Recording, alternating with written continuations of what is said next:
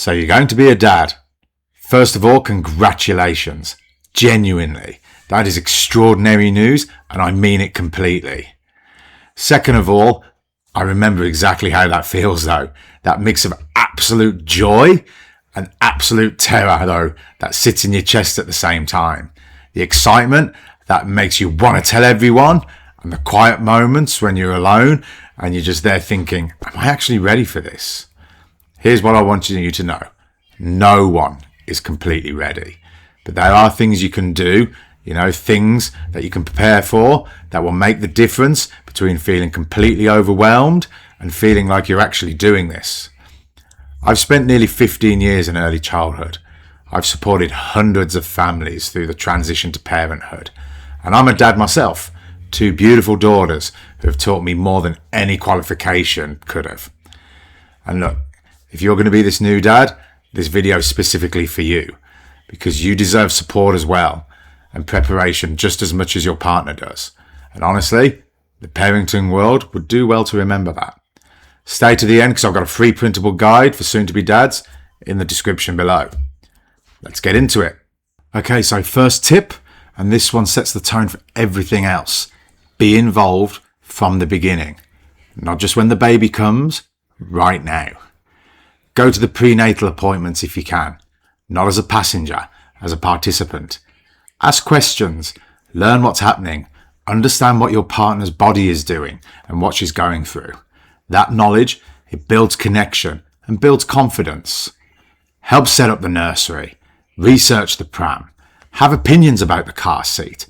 Be the person who reads the instructions now, so you're not standing in that hospital car park at midnight trying to figure out how to install that baby seat for the first time. The dads who are most confident in those early weeks are always the ones who are most involved in the months before.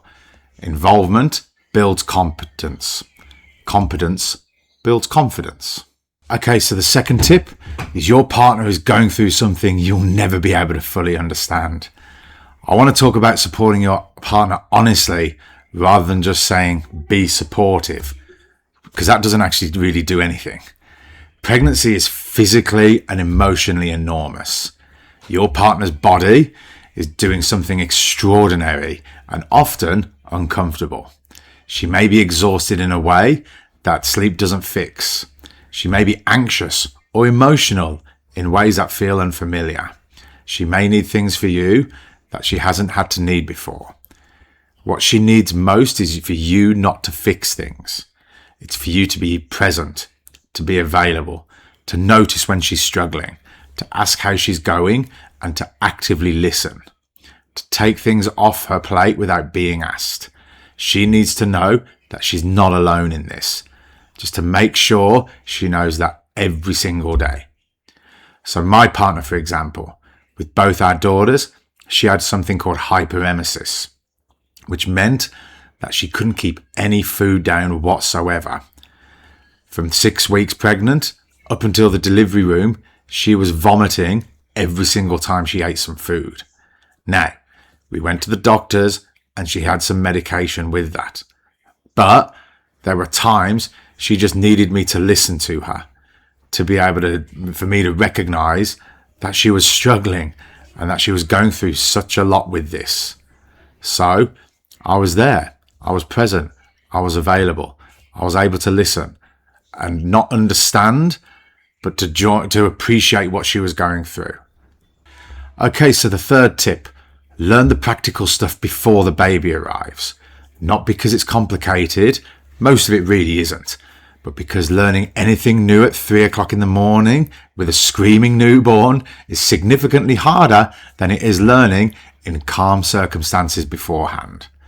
Stuff like nappy changing, swaddling, how to wind a baby, how to give a bottle if you're bottle feeding or supplementing, how to put a baby down to sleep. Basic soothing techniques.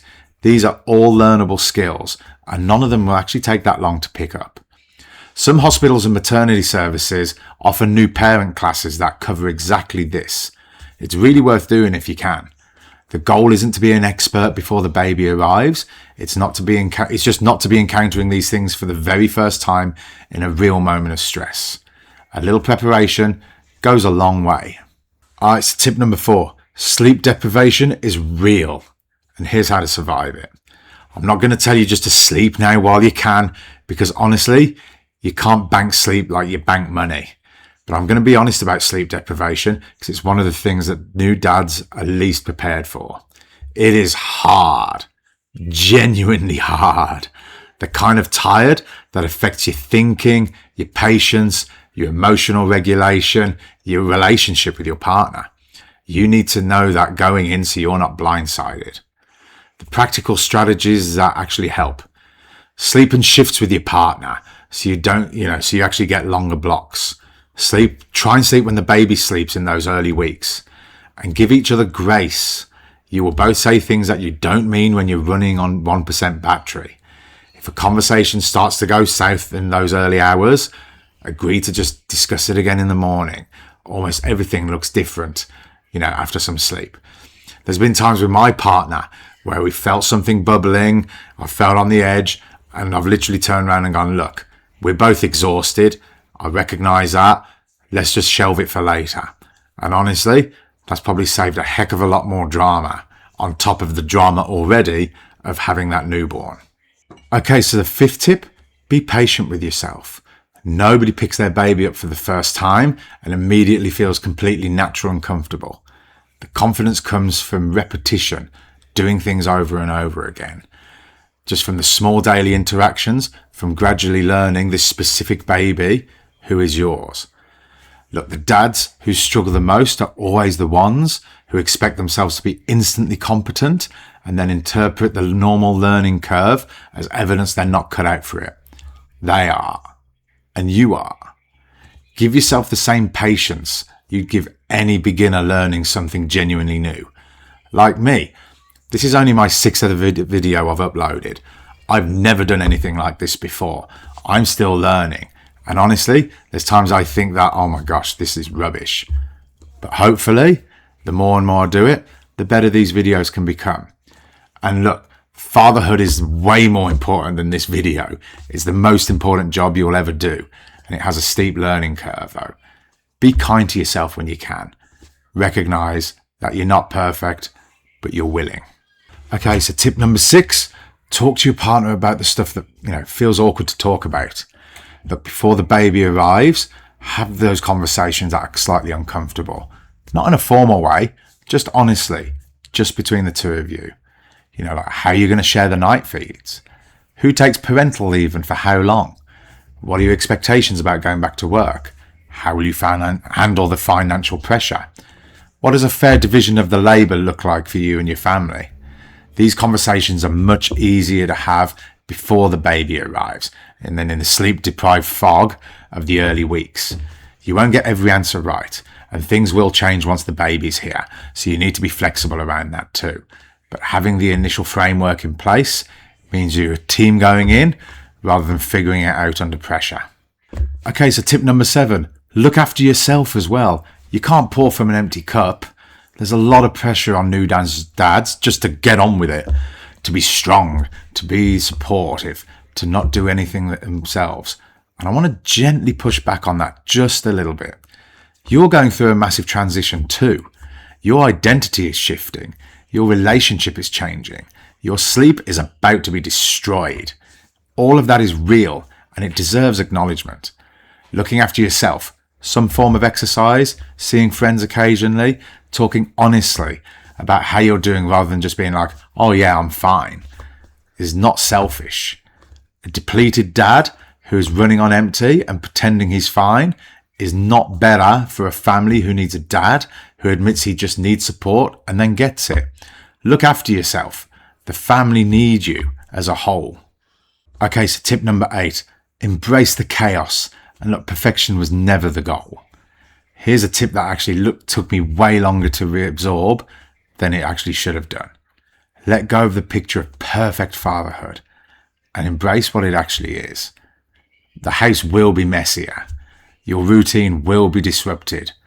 Look, plans will be derailed constantly as well. And it won't always go the way you expect. And in the middle of all that beautiful chaos will be moments that stop your heart completely. Now, with the arrival of my eldest daughter, things did not go to plan. Labour was multiple hours. We were all sleep deprived, and there were a few complications along the way. That's our story. I won't go into that. But in the middle of the tiredness and the stress and everything that was going on, I remember when I heard her cry for the first time when she arrived. That piercing cry changed everything. Look, I generally don't cry. It takes a lot for me to cry. But when I heard her for the first time, I bawled my eyes out. Just that overwhelming feeling of emotion and everything just poured out. I remember holding her for the first time and I was physically shaking. That moment was the most beautiful moment in my life. And yeah, it was just happened amongst all that chaos. So this didn't happen despite the chaos. It happened right in the midst of it. Let the chaos in, and you let those moments in too. Okay, so for tip 9, find your people. Fatherhood shouldn't be done alone. And look, I personally don't think that this gets talked about often enough. Isolation in new fatherhood. Look, mums do tend to have a bit more established support with mothers groups and stuff like that around the newborn period. Dads just often don't have the equivalent. And look, the old model of, hey, just get on with it, man up, not talk about the hard stuff, suppress all of that, don't admit when you're struggling. That model has real costs. Mental health challenges in new fathers are more common than most people realize.